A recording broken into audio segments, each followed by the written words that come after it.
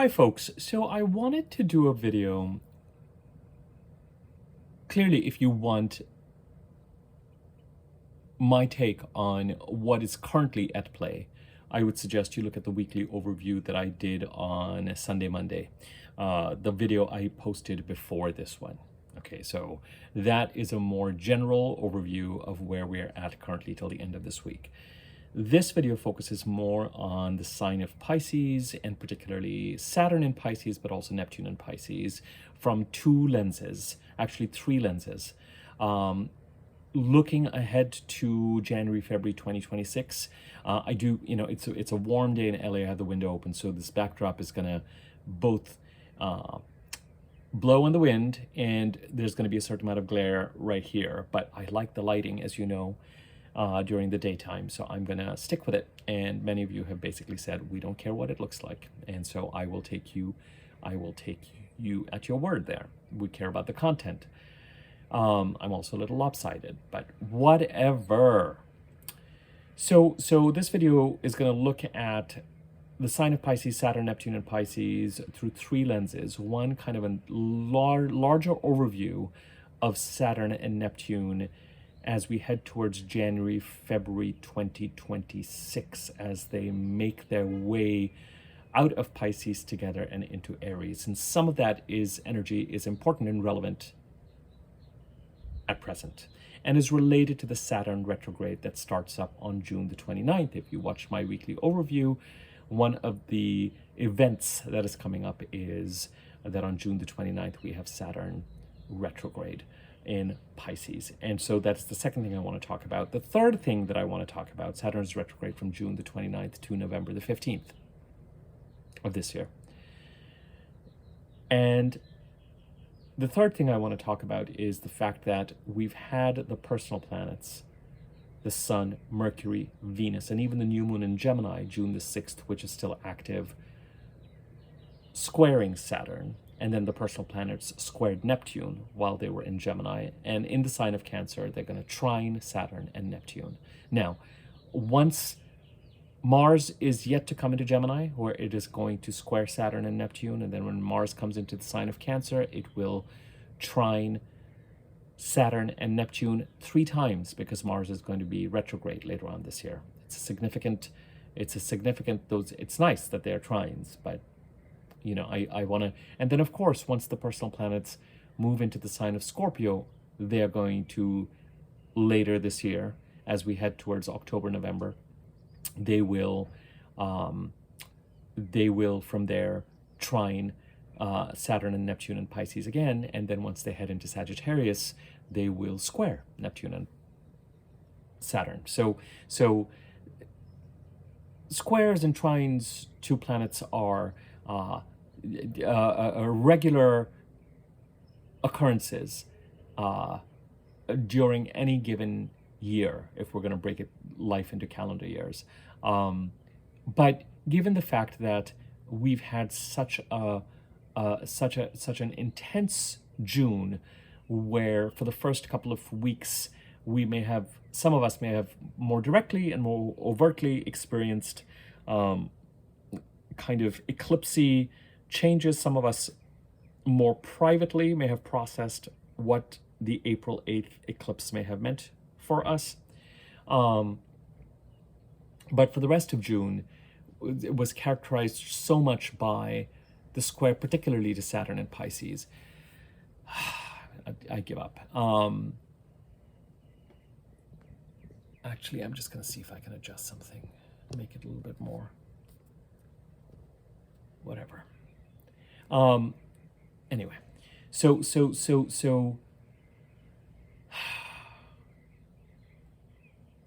you guys know, I've talked about it before, how easily distracted one can become when you're doing videos on the most ridiculous and inconsequential of things. Sorry, give me 1 sec. Here we go. Whatever. Why am I bothered about this?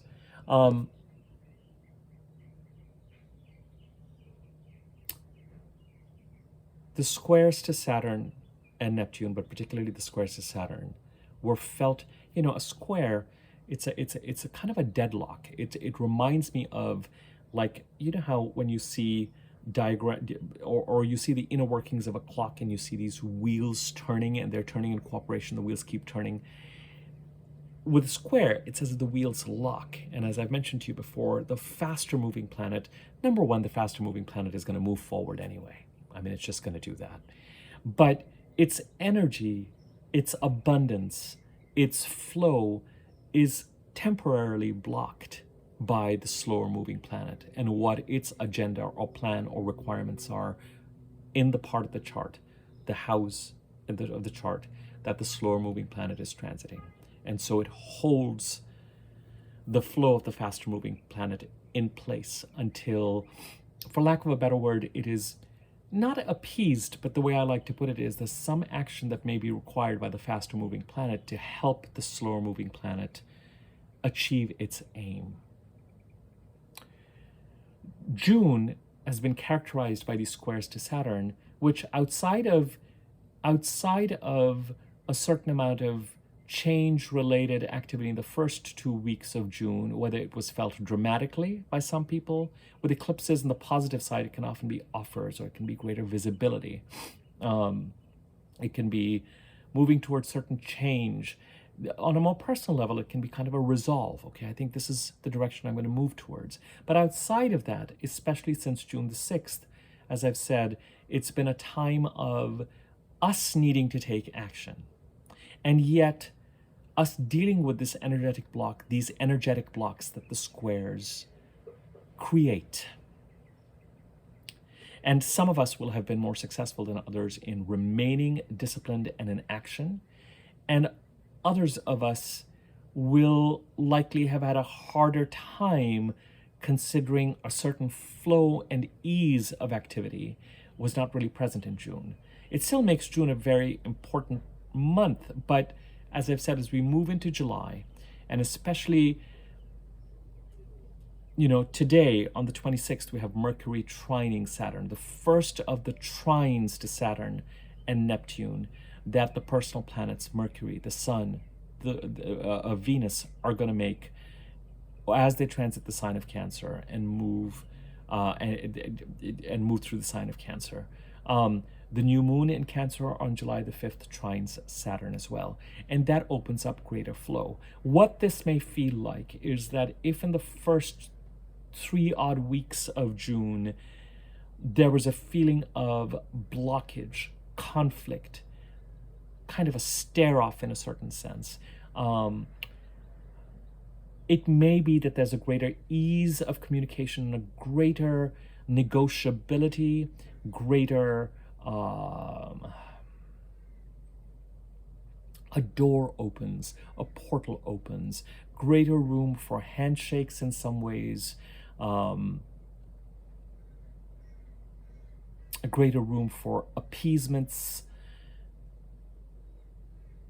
Whereas with the squares, there's just a greater energy. Part of the other thing that made, as I've mentioned to you, June challenging is dividing your attention between the Mars-Pluto square, Mars in Taurus, Pluto in Aquarius, and the squares made by Venus, Mercury, the Sun, in the sign of Gemini, to Saturn and Pisces and Neptune and Pisces. Wherever Mars goes, as I've said, is where a lot of our energy is going to go. So that's where a lot of activity may have been spent in the 2nd and 3rd week of June, which means that our ability to act on Mercury, Venus, the Sun, the new moon in Gemini, and take action in the Gemini part of the chart to help manage and deal with the Pisces part of the chart. There's only so much time in the day, and there's only so much energy we have. Whereas now increasingly, as Mars moves through Taurus to conjunct Uranus on the 15th of July, a much less complicated energy than a square to Pluto. I'm not saying it's not a complicated energy. I'm saying it is a much less complicated energy than a square to Pluto. And with the personal planets going through the sign of Cancer, as I said, where doors were closed and where things seemed locked and where there were delays, there might be greater facility and even if you have not had the chance to be the prime mover or the actor, you might start to get a sense that other people or other parties are creating or generating or trying to generate a sense of, I don't know, harmony, but I use that word with care. Now, all these three things that I'm going to be addressing in this video, the journey of Saturn and Neptune through Pisces into Aries, Saturn retrograde between June the 29th and November the 15th, and these trines through the signs of Cancer, through the sign of Cancer that the personal planets are going to make. First, we just need to, and I know that regular subscribers and viewers of my videos have heard me say this a lot of times, but for anyone that's new and anyone that needs a reminder, the sign of Pisces, since 2012, since the arrival of Neptune into the sign of Pisces, has experienced a couple of different types of crises, is the way that I'm calling them.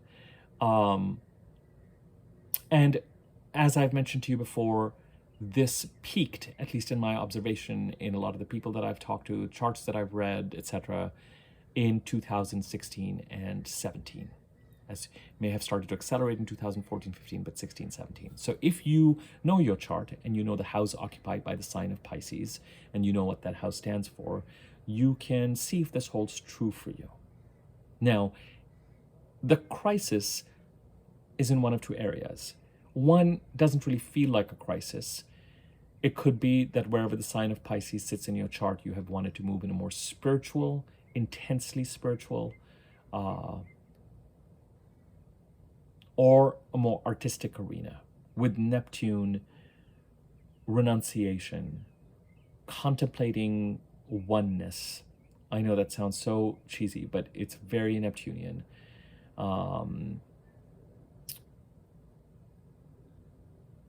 Meditation, retreats, a more monastic life, greater contemplation on cause and effect, really kind of intense spiritual thought. I have no idea who or what that is outside. I might gonna have to close this window. I might. But then on an artistic side, Neptune is very much to me the muses, the place where if we are looking to be creatively inspired, where with Neptune, very much it's a question of our mental processes and Mercury and our mind taking a backseat or shutting off. And a sense of separation with others. With Neptune, it is a very big picture. And the big picture is very simple. You come into the world with nothing, you leave with nothing. So preoccupations with things like resumes and personal egoic achievements, or what is mine and what is someone else's.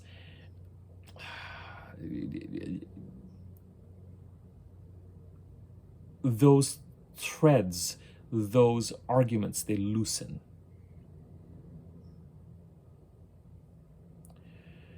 Creatively, it is, of course, especially when it comes to things like music and dance, it is an incredibly inspiring planet, almost like the inspiration seems to come from somewhere else. Spiritually, it's very, I mean, the word is mystical, intensely connected. And from a romantic perspective, again, we're talking about intense connections. Some would say rose-colored, some would say on a different level entirely. But Neptune does have that quality of where it is positive in a spiritual direction or a creative direction.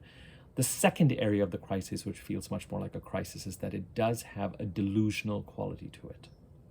And very often someone who appears Neptunian to us could be deceiving us, not giving us all the facts, playing to their own agenda. The word that, of course, has gained so much currency and continues to is gaslights us. That's very Neptunian, making you think that you're the one who's crazy and you're the one who's lost your grip on reality and you're the one who, why are you questioning me? You kind of question. And the reality of the situation is, as I've said before, that not everything that is occurring in the house occupied by the sign of Pisces is tinged with Neptunian fogginess, but it becomes very, very difficult to separate the wheat from the chaff.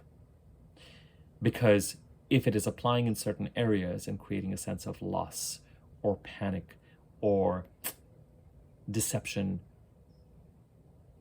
or lack of clarity or the withholding of details, then it becomes hard when you're interacting with these energies to know when it's actually happening and when it's not happening, knowing that it is happening in certain situations. So then Neptune can lead to this kind of delusional quality or slightly paranoid quality, or this constantly questioning quality. At the end of the day, with Neptune, when we are talking about material things, some kind of loss is in the picture. Now, if Neptune is going through your first, second, or third houses, which means if you're either Pisces rising or Aquarius rising or Capricorn rising, it could be you that is being accused of Neptunian behavior. Playing your cards close to the chest, not being completely explicit and clear with the details. If Neptune is going over the 7th or the 8th house, you may experience or feel like somebody else is being Neptunian with it. And you know, this could be true in other parts of the chart as well. Neptune going over the 11th, you could feel that friends and networks and social circles are somehow ensembles that you belong to. Neptune going over the 5th, you may feel like there's something going on with your children, or that is not entirely clearly being expressed, or you may feel like something is going on. And sorry if this curtain blows back and whatever you got back there looks messy. It's just, this is the room where I'm actually sorting through it's a long story. This is the room where everything is being dumped right now. So anyway, with Neptune,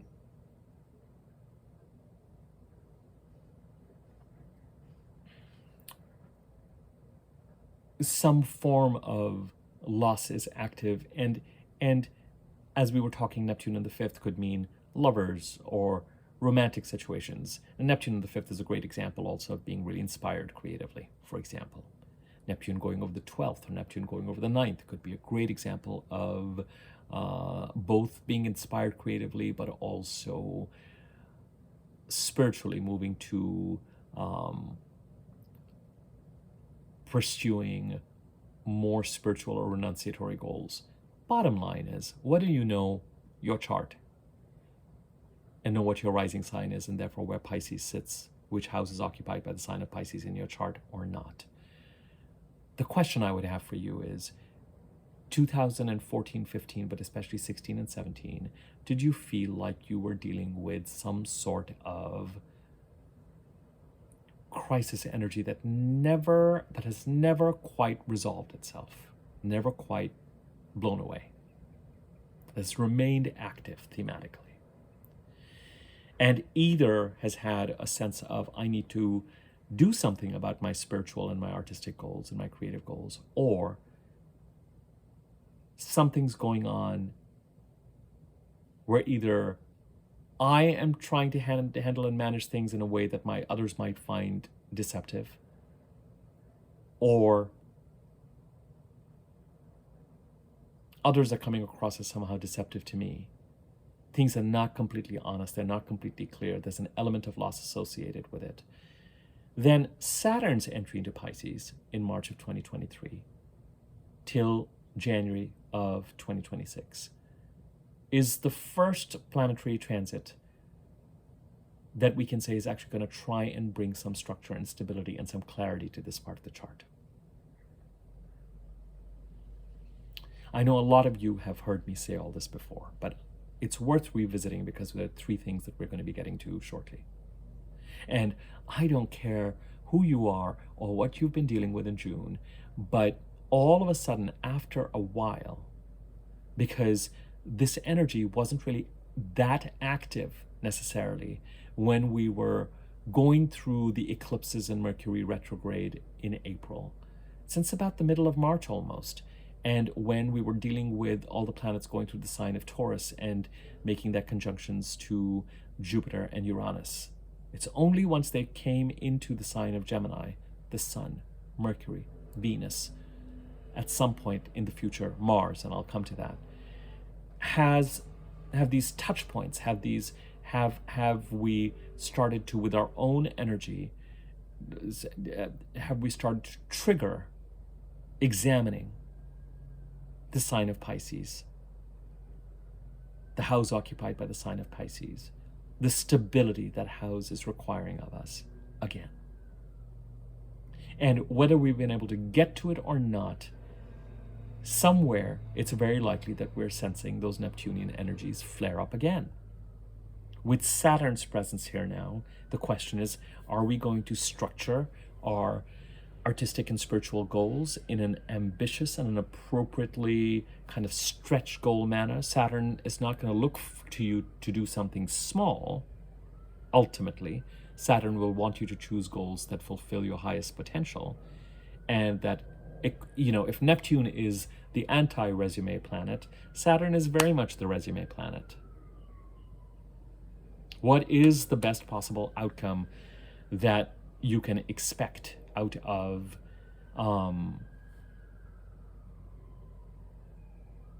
what is the highest expression of your potential in the Pisces part of your chart if you're pursuing something spiritual or artistic? And Saturn will ask you to move towards it. If you're dealing with deceptive energies, then Saturn will seek to bring visibility to what is going on. Saturn will also try and give you a sense of what it is that you may have done or not done that has contributed to the chaos in the Pisces part of the chart, the house occupied by Pisces in your chart. And for those of you who don't know what that is, this particular crisis, remember with Saturn, it is really trying to, with Saturn is extremely, I'm going to use the word unforgiving, but it's not, we can use that word, of behaviors that are reactive or behaviors that are not wise and smart and strategic, and that are not intentionally clean. Because Saturn will give you cause and effect.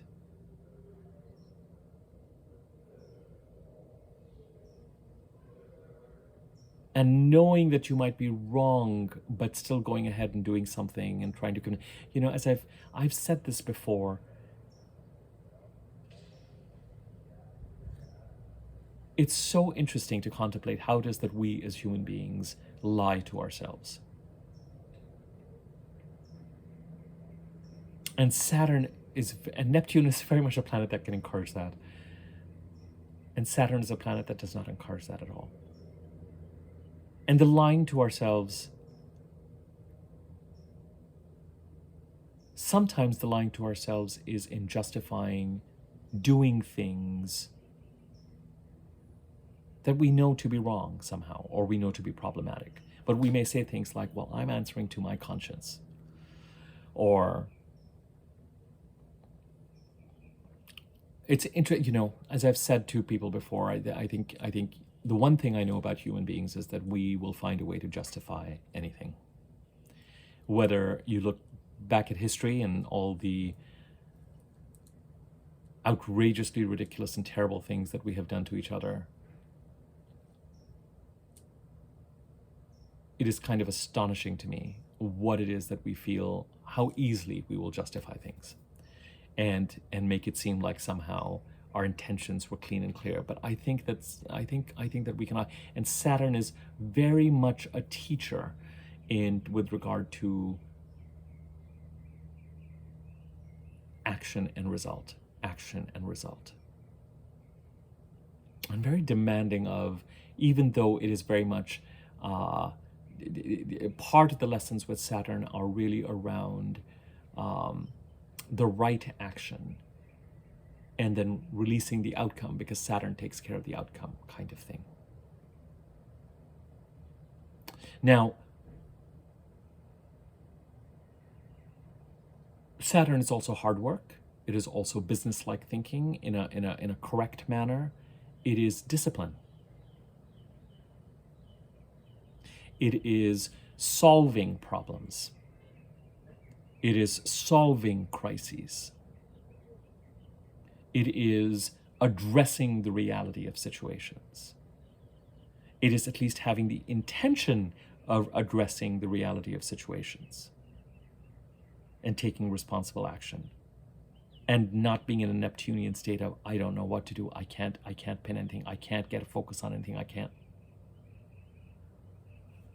So even if you don't know your chart and don't know where the Pisces house is and all that kind of stuff, the thing to pin this on is this idea of some sort of a crisis that started 2012, but really started to make its presence felt 14, 15, and really kind of crested 16, 17, and hasn't quite gone away. Saturn is one of the influences that will take us towards resolution. The other thing that will take us to kind of resolution, is the fact that the North Node eclipses in the second half of this year start to move into Pisces. And so some of our energy and effort and growth will come from leaning into that part of the chart and experiencing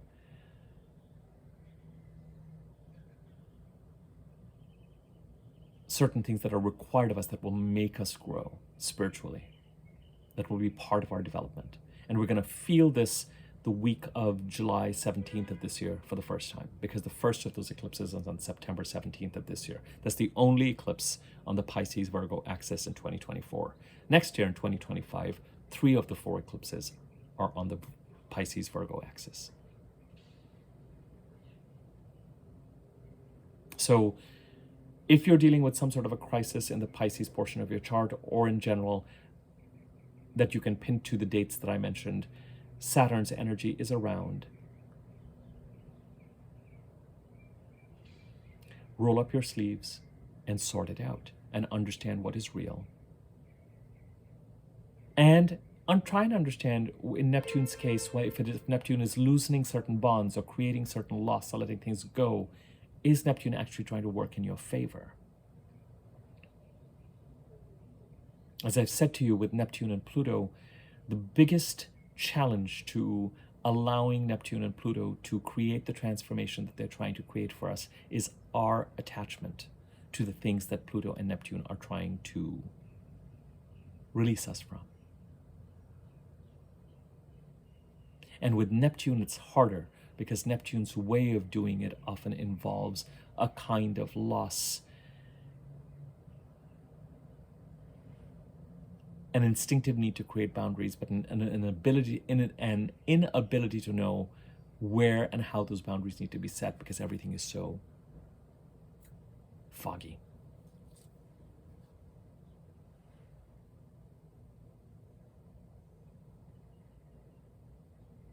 Now, June, as I mentioned, the tarot card for June was the Hierophant. And the Hierophant, for me, I've gone with the Hierophant, and I know it has a very conventional religious symbol and symbology, which is off-putting to many, including myself. But I finally figured out what this card means to me. And what it means to me is ultimately a kind of spiritual wisdom. And I'm not talking about intuition, because we have the High Priestess for that. I'm talking about, where do you go to get those epiphanies that you get from a guru? I mean a real one, because in 2024, as I've said to you before, everyone is a spiritual advisor. Everyone is posting YouTube videos and writing articles and acting like a sage.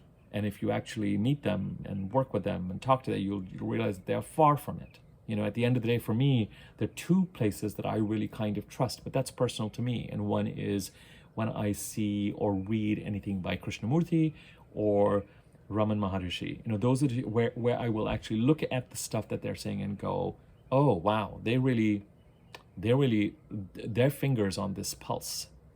Now, sometimes I might read something by someone like a Wayne Dyer or a Deepak Chopra, and you know, again, those are portals into a kind of trying to make sense of things that you can only kind of term wisdom. And June is a month where we have been asked to get back in touch with that wisdom, either because we took certain actions without it and learned that we should have really been tapping into that in the first place. And again, cause and effect is a big part of this. And as June starts to come to a close, we might really be in a place where we realize gently, softly, that we need to walk a more collected path, a more connected path, if you like, a more conscious path, a path that is conscious of cause and effect. Now, the first of the three things that I wanted to address is the fact that, you know what, I am going to close this window because this wind blowing thing is just going to drive me bananas. Okay, here we go. Should have done that in the first place. Lesson learned.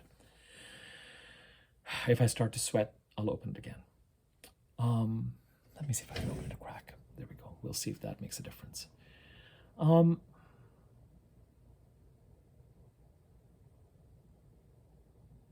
As I mentioned in the weekly overview, Saturn retrograde is really primarily relevant to the people who have Saturn retrograde in their birth charts. And there's really not a lot more to say on this other than Saturn's demands of us in the Pisces part of the chart. Greater discipline, the tackling of the finding solutions to crises, the setting of boundaries where they need to be, the taking care of actions that have integrity, that are the wisest choices that we can make, where we are not deluding ourselves, not lying to ourselves, attending to what we need to attend to. In the house in our chart occupied by the sign of Pisces, that is going to be demanded of those of us who have Saturn retrograde in the birth chart more between June the 29th and November the 15th of 2024. Situations may come up and arise. You may find you have greater ability to tackle things and a need to tackle things.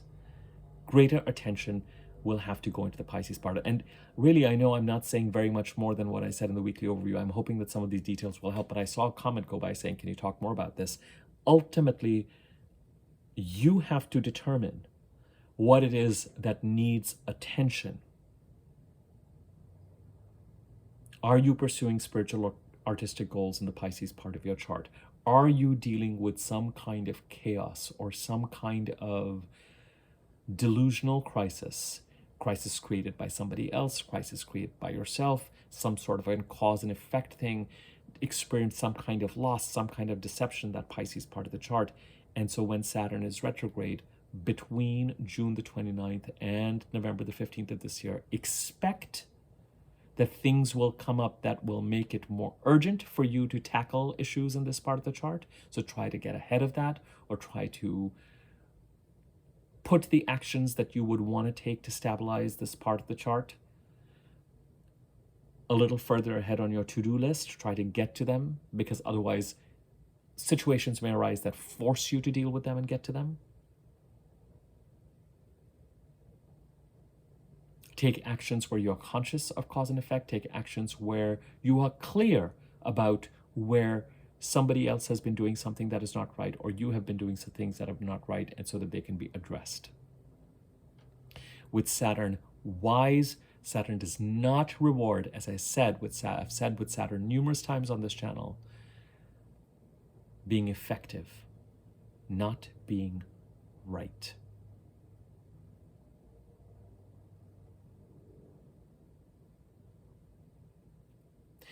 This can mean being careful of being too emotionally reactive. This can mean being careful of aggression or even over-assertiveness. Lean towards the side of being disciplined,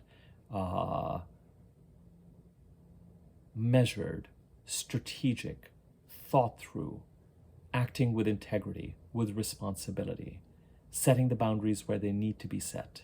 Saturn has a nose to the grindstone quality. It will make you work for the stability, but it will also teach you, and Saturn will make you confront your fears and self-sabotaging behaviors. I mean, you can replay that last thing that I just said about confronting fears and self-sabotaging behaviors 5 times, 10 times, 15 times, 25 times. Saturn is interested in you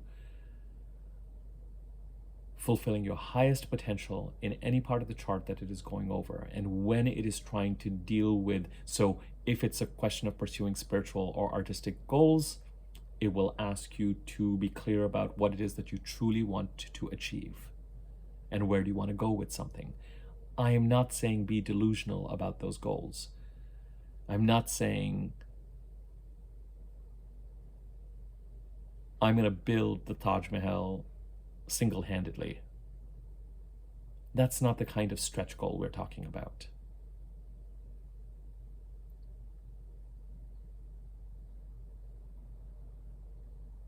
But I'm also talking about being careful of saying things like, well, I want to do this, but, you know, I don't think I want to do it for this. And I don't want to just what would be something that you would aim for? And how would you structure it? And how would you go about it? How would you perhaps earn a living at it? How could you be profitable? How could you lead an organization? Saturn is associated with leadership. Leading your own life, leadership in your own life, leadership in the lives of others. Now, if you have Saturn direct in your birth chart, as I said in the weekly overview, Saturn retrograde is a time to incorporate lessons. Saturn might give you a bit of a break for those 3 odd months, 4 odd months, July, August, September, October, 4.5 months. Saturn may give you a bit of a break there so that it isn't quite working on you quite as insistently and urgently and as hard as on those people who have Saturn retrograde in their birth charts. If you have Saturn retrograde in your birth charts and you've been waiting to take some actions related to the Pisces part of the chart, you might find that you have better luck doing that between June 29th and November 15th of this year. What do you need to tackle? What do you need to structure? What do you need to aim for? Are you being strategic, not taking on everything on your own? How are you ensuring success? Very Saturnian. Oh, I'll take care of all of this. I'll be up till 2 o'clock, 3 o'clock every morning. That's not ensuring success. If you can do it, great. But from a long-term perspective, better things might be, do I need a team? Do I need funding? How do I structure this? How do I make this happen? Now, not everyone is forming a startup.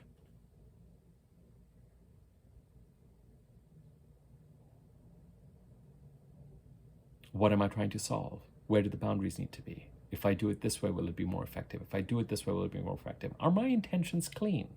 Am I clear about what I'm standing for?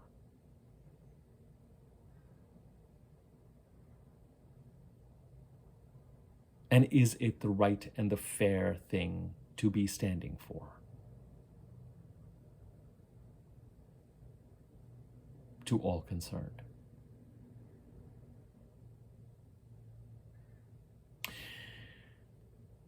The second thing we were going to talk about is Saturn and Neptune moving into the sign of Aries. Saturn and Neptune are both in the sign of Pisces all of 2024.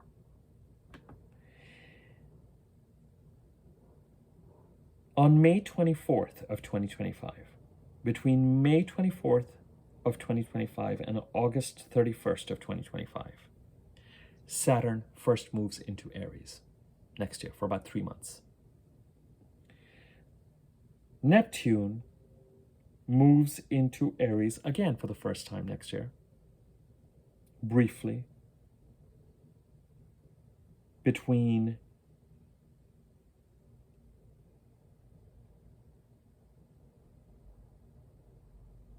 March the 30th, 2025, and October 22nd, 2025. So slightly longer there. Seriously, the font, I have written these things down, is so small as to be absolutely ridiculous. March 30th to October 22nd. Yeah. And after Saturn goes direct this year, Saturn is retrograde, by the way, between, if this is relevant for anybody, and it might be, Saturn is retrograde between 12 and 19 degrees of Pisces this year.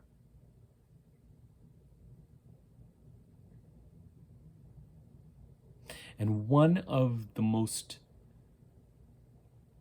notable things that we're going to be dealing with starting with August is the fact that Jupiter and Saturn are going to square each other till June of next year, 3 times.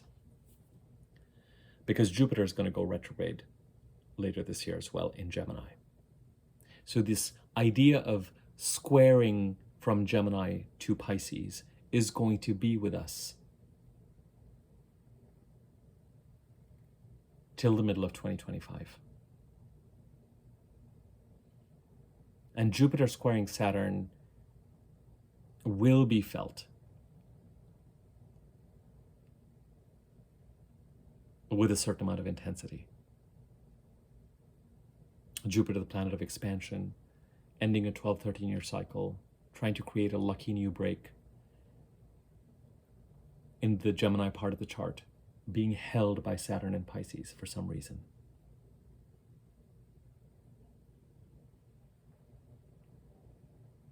So some of the not fun energies that we've been dealing with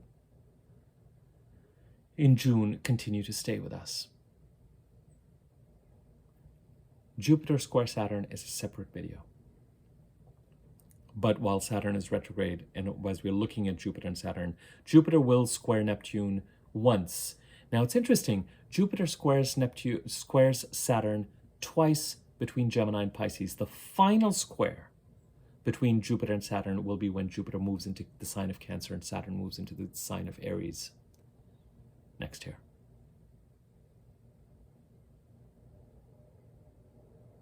Separate video. But with Saturn retrograde, but this, you know what, I'll do that video tomorrow so that you can view these videos together. Let's keep this particular video focused on Saturn. Saturn, after it goes direct after November 15th of this year, is going to gradually get closer, especially as we head into 2025, closer and closer and closer and closer and closer to Neptune. These are 2 planets that are totally, whose energies are, as far as I'm concerned, a lot of people traditionally would say Jupiter and Saturn are kind of opposite energies to each other. I think it's Saturn and Neptune. Saturn, here, now, what is real? Success. Building your resume, building what is, moving to your highest potential. Neptune, not caring about anything earthly at all. Both masters of their domain, and both pointing to 2 sides of the same spiritual coin. In Saturn's case, cause and effect, cleanness of intention, appropriate effort, no reward without effort. Do your best and leave the outcome to Spirit, God, the universe, but do your best. Neptune, kick up your feet, give it all up, it's all BS. You came in with nothing, you're leaving with nothing. Don't get too attached to anything, don't care about things like resume, experience. By giving up the self and everything egoic is the only path to experience the kind of Neptunian bliss. No reason to be unhappy at all. Our unhappiness is created only by our attachment to the things that we desire. And so you give that up, and you give that a sense of self, and you give up a sense of achievement, and you connect to source and spirit, and bliss is yours. Very real in that regard. It's not a delusional bliss. But it's not exactly entirely practical, because we do have to eat and sleep and be sheltered and clothed. But it's not without its place. Certainly, we would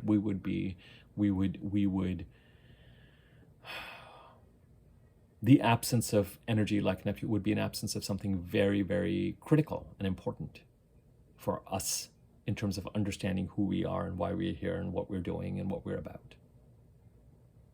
This idea of stabilizing, structuring Neptunian goals, or dealing with Neptunian fogginess and deception after Saturn goes direct after November 15th, all the way till January, February of 2026. It will be game on. Some of this will be intensified by the fact that Mercury and Venus, when they go retrograde in March, April of 2025, will do so between Aries and Pisces. Some of this will occur because the North Node eclipses will be in Pisces in 2025 and part of 2026. And some of this will occur because once Saturn and Neptune come back into the sign of Pisces,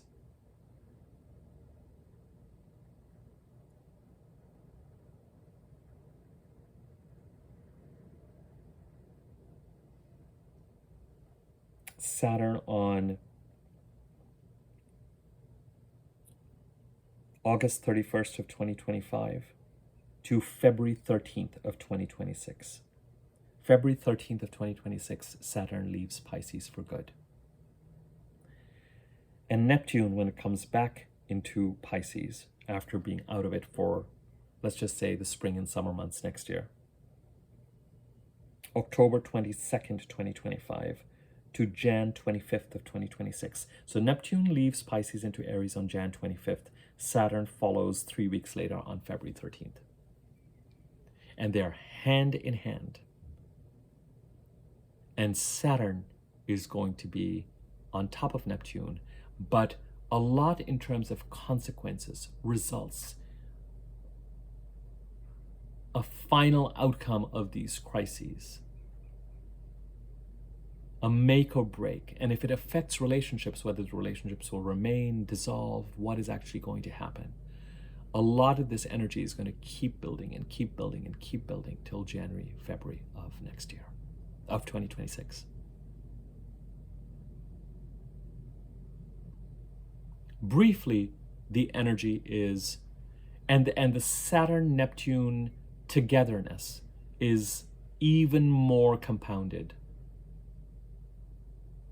in those last few months between October and January, February, October 25 and January, February 2026. That's when we can really expect a reckoning between trying to put a lid on and to manage the crisis in the Pisces part of the chart that has been active since 2012 but peaked in 16-17.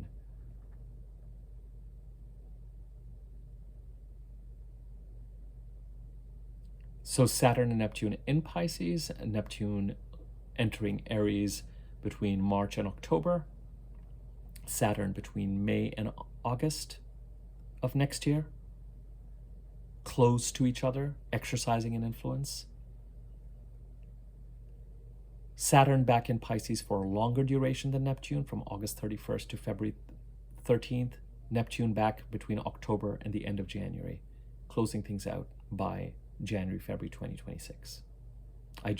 I wanted to give you this long-term view. In the meantime, the personal planets will square and trine and square and trine.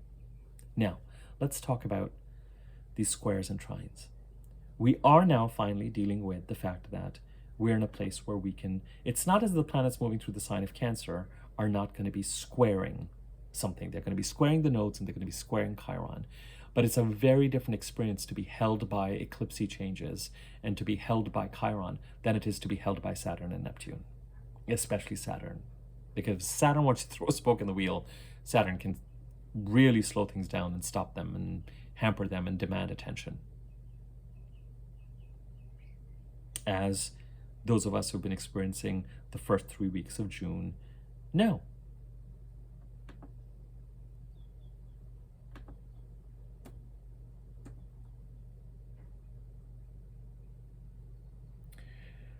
Mars is going to go over the sign of Gemini, of course, starting July the 20th.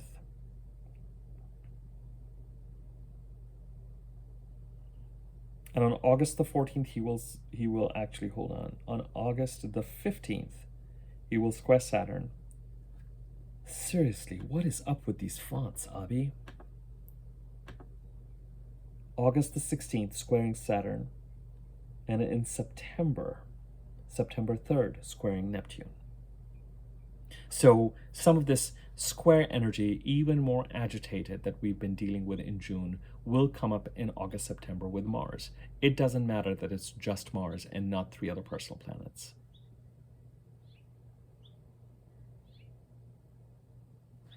Where am I going with this? What I wanted to say is, here's what I really want to say about these, the trines.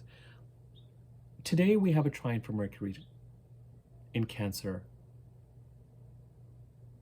to Saturn in Pisces. On July the 2nd, Mercury will trine Neptune and Venus will trine Saturn. On July the 5th, we have a new moon in Cancer trining Saturn. So the trine to Saturn will be in place till the August the 4th new moon in Leo. 5 days after that new moon, on July the 10th, we have the Sun trining Saturn. And the next day, we have Venus trining Neptune.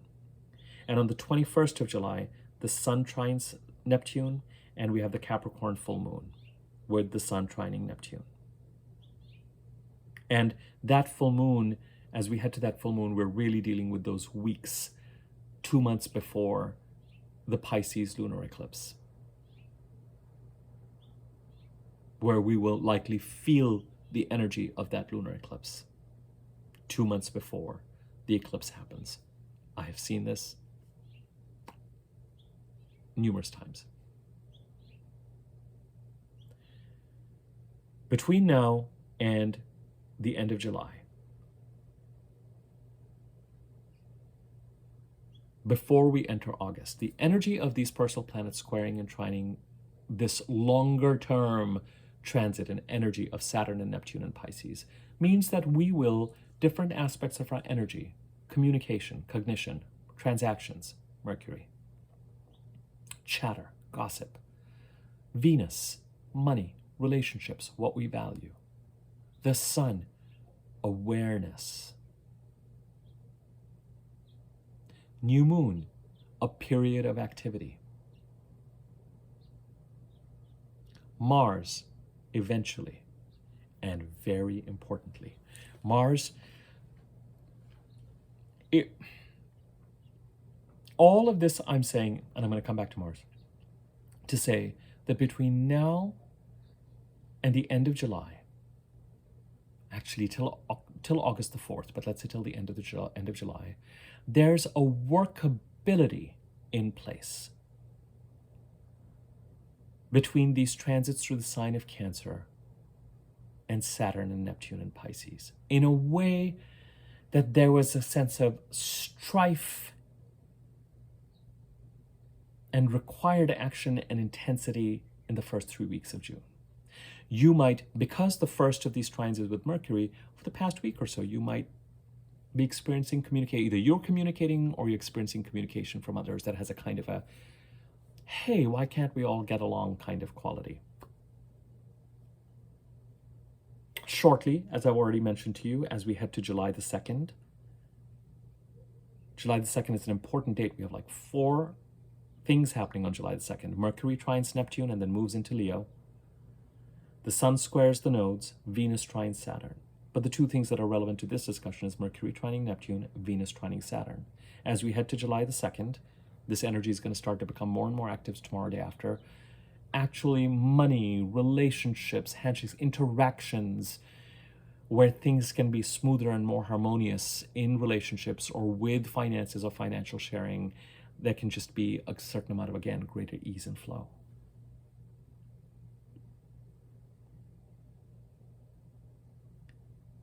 With the new moon trining Saturn on July the 5th, and the Sun trining Saturn on the 10th, and Venus trining Neptune on the 11th, for the week after that new moon especially.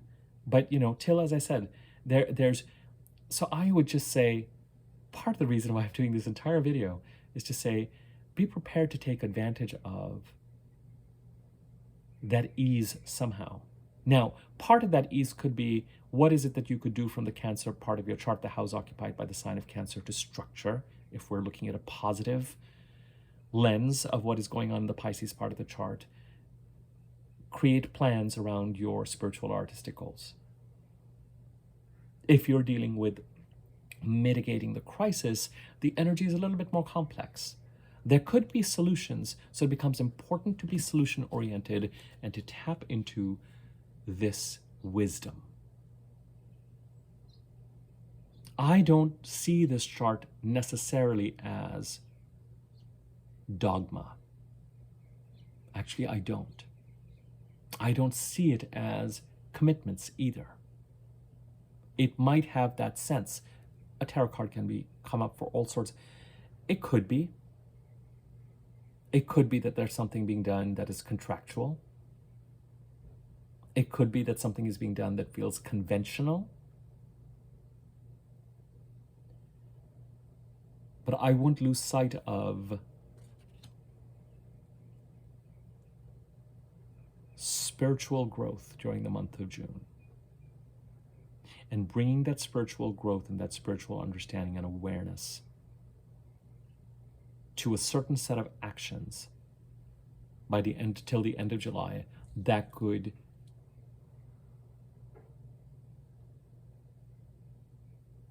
it could be that some of this is you taking actions to support Saturn and Neptune in the Pisces part of the chart and help stabilize that part of the chart. Some of these could be your isolated actions that you feel you need to take. Some of them could be, especially if you're dealing with that loss and gaslighting and deception scenario and that crisis scenario, that you are operating in a wise way, keeping in mind. One of you actually said to me at a reading recently that it's important to meet people where they're at. Another way of saying it is accept people for who they are and see them for who they are. And if those people are responsible in some ways for a certain amount of gaslightiness, then see them for who they are. But it may be that a certain amount of workability is also open in order to resolve certain things. It's not a final set of resolutions. We're going to leave that to Saturn and Neptune, Saturn getting closer and closer to Neptune in 2025, and then maybe really reaching some sort of final peak or culmination or cresting between October 2025 and February of 2026. Keep in mind that by the time you get to August and September and Mars squares Saturn and Neptune, there's going to be more locked and more stressed energy at that time. But then, when Mars enters the sign of Cancer, goes into Leo, goes retrograde in Leo, comes back into Cancer, and during that time period, from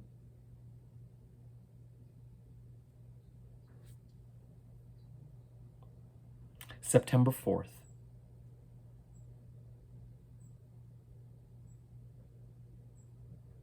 to the end of April, September 4th of this year to the end of April, when it is direct, retrograde direct, Mars is going to trine Saturn 3 times, trine Neptune 3 times. Once when it is direct. The first of those is going to be on September the 30th.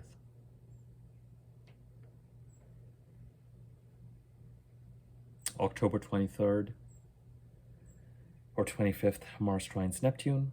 Then in January 12th, it trines Neptune when it's retrograde. February 9th, it trines Saturn retrograde. Then finally, once it's direct, it will trine Saturn on the 4th of April and trine Neptune on April the 19th of next year. Now that is action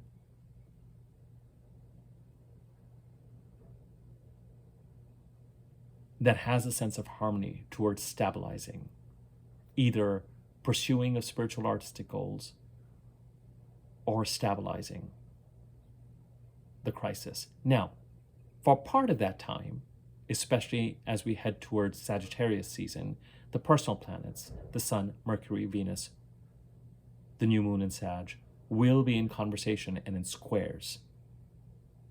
So it's not, as I said, the squares and trines and our interaction with trying to stabilize and pursue goals in the Pisces part of the chart is an energy that continues till January 2026, February 2026. But it's not all bad news. And as I said in my weekly overview, we start to get the first sense of July greater ease, some more flow, some feeling less blocked. And I decided in this video to isolate the Pisces part of the chart and to some extent the Cancer parts of the chart where the personal planets are going right now, and to encourage you to think about remaining realistic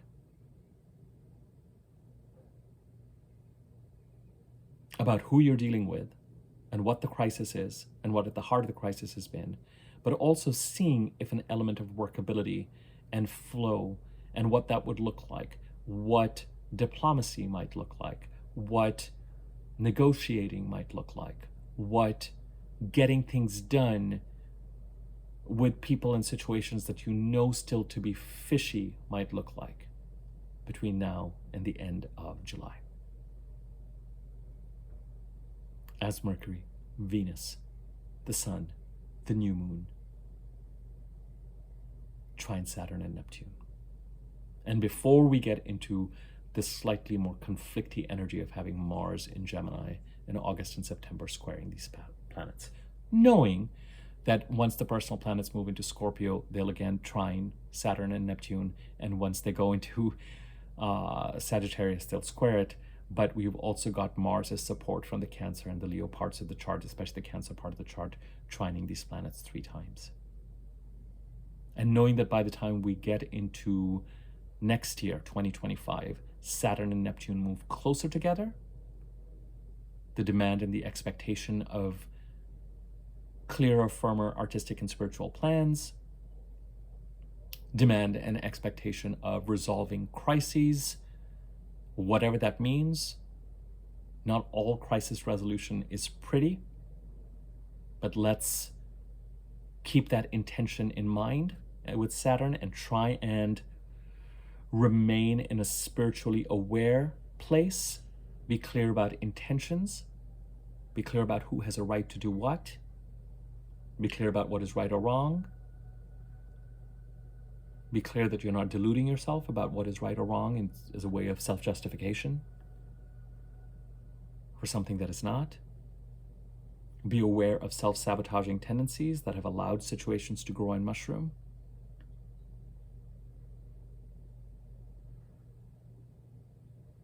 And expect things to come to a kind of completion, a kind of cresting by January, February of 2026.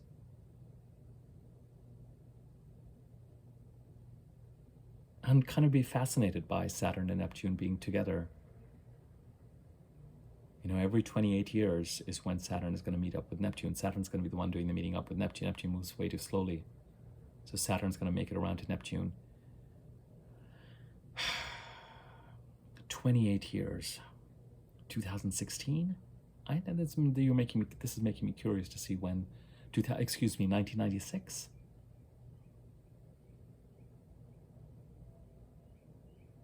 Last Saturn-Neptune conjunction. Fascinating. I'm dying to go back now. This is why I'm an astrologer, to see where that was and what was going on at that time.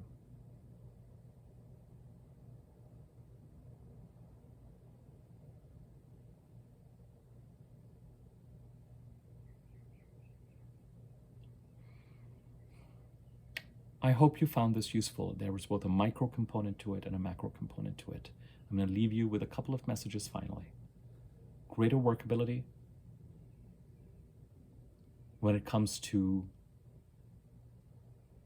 either pursuing artistic or spiritual goals in the Pisces part of your chart, or working with energies that are complicated and problematic and loss-oriented.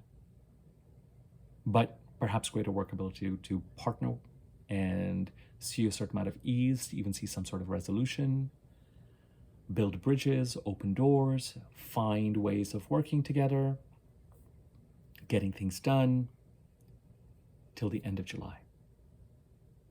And on a longer term, understanding that while August and September might bring a certain amount of tension with Mars, December might bring a certain amount of tension with the planets going through Sagittarius and squaring Saturn, Neptune, and Pisces, we will have Mars trining Saturn and Neptune 3 times between September and April. And Saturn and Neptune by that time will be closer and closer together. Yes, they enter Aries, come back into Pisces, but that conjunction will demand resolution of some kind by February of 2026. Who you can be in this, for the person who's basically said, well, what does Saturn retrograde mean for those of us who, for anybody, for those of us who have Saturn retrograde in our birth charts, know that June 29th to November 15th, it's your turn to deal with actively. And things will come up that will demand your attention so that you can apply a Saturnian energy to the Pisces part of your chart. Discipline, tackling issues, taking care. And again, all these other energies that I talked about will contribute to that. We'll work in partnership with that. There's one missing piece in this video that I will address tomorrow, and that is Jupiter squaring Saturn between August of this year and June of next year.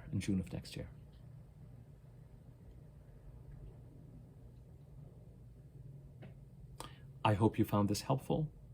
If you think someone else might find useful, point it out to them, share the video. If you're interested in me looking at your birth chart and giving you a reading, my contact information is in the description area below. You can email me there and I can send you information about rates, etc. If you want to contribute to the channel, there's a thanks button. You can use that. Feel free to subscribe to this channel, especially if you're watching these videos from YouTube and from Facebook and Twitter. I am going to be phasing that out by the end of July. And next to the subscribe button is a bell. If you hover the bell icon, the wiggly bell on top, if you click on that, then you'll be notified every time I do post a new video.